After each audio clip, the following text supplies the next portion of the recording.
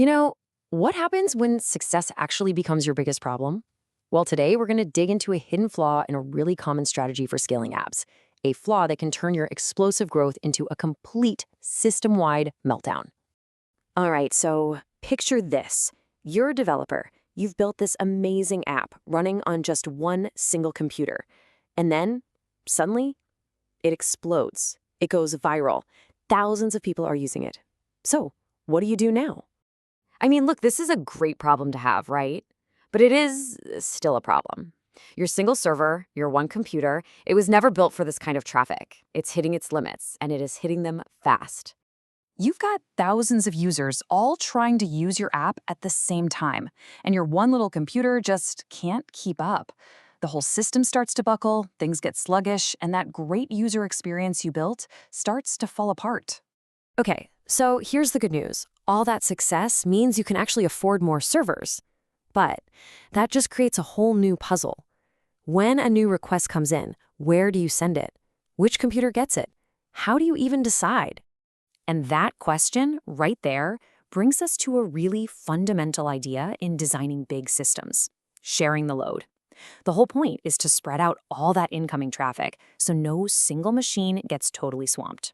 The official term for this is load balancing. Basically, think of a load balancer like a traffic cop for the internet. It's standing at this super busy intersection, and its only job is to direct all the incoming cars, or in our case, requests, to different destinations, our servers. The goal is to keep the traffic flowing evenly so nobody gets stuck in a jam. So, how does our friendly traffic cop decide which server gets the next request? Well, a really common and, on the surface, pretty elegant solution uses a simple little math trick involving something called hashing. Okay, so here's how it works, and stick with me, it's actually pretty straightforward. Every single request that comes in has some kind of unique ID. First, a hash function takes that ID and scrambles it into a seemingly random number. Then, you use the modulo operator, which is just a fancy way of saying find the remainder after division, with n, your total number of servers. That remainder, that leftover number, tells you exactly which server to send the request to. Simple, right? Let's make this real. Say we've got 4 servers. A request comes in and its hashed value is 15. You do 15 modulo 4, the remainder is 3. Boom, it goes to server 3. Another one comes in with a hash of 12. 12 divided by 4 has a remainder of 0, so it goes to server 0. It's a really neat and tidy system. And because these hash functions are designed to spread the results out really evenly, this method does a fantastic job of distributing the requests across all your servers. The load is perfectly balanced, it feels like a flawless solution, but what could possibly go wrong? Well, the problem rears its ugly head the second you need to do the one thing this whole system was designed for, to scale up. Adding just one more server? Yeah, that's what triggers a total catastrophe. So of course, your app keeps getting more and more popular. You're swamped again. The logical move? Add a 5th server. So your number of servers, n, just went from 4 to 5. And in doing so, you have, unfortunately, just broken everything. Just look at what happens to the math. Remember that request with a hash value of 15? It used to go to server 3, because 15 modulo 4 is 3. But now, with 5 servers, 15 modulo 5 is 0. All of a sudden, that same request gets rerouted to a completely different place, server 0. And this isn't some weird edge case. This happens to almost every single request in your system. Okay, so this is what we had before, our before picture. 4 servers living in perfect harmony. Each one handles exactly a quarter of the traffic. Everything is stable, it's predictable, it's working beautifully. But this is the after. The moment we add that 5th server, bam, that beautiful harmony is just shattered.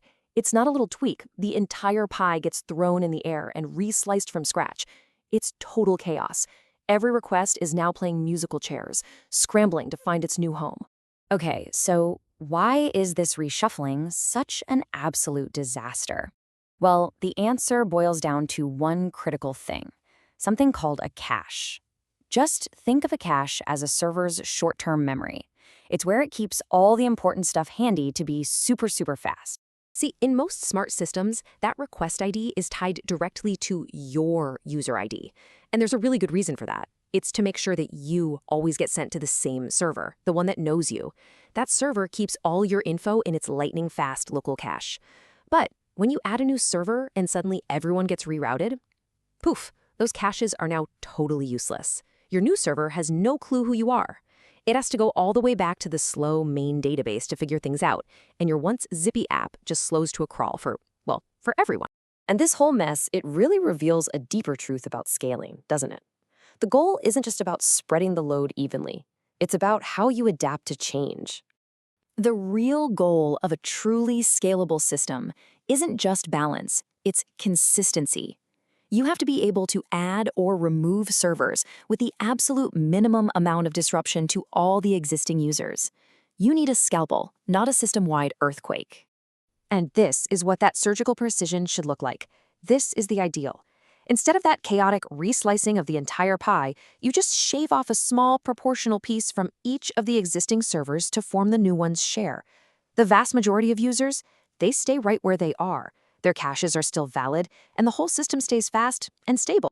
So if this simple hash modulo n method is basically a ticking time bomb, how do we actually do this? How can we scale our system without causing all this chaos? Well, the answer is a far more elegant solution designed for this exact problem. It's called consistent hashing. It's the key to growing smoothly, and that's exactly what we'll be diving into in our next explainer. Thanks for joining me.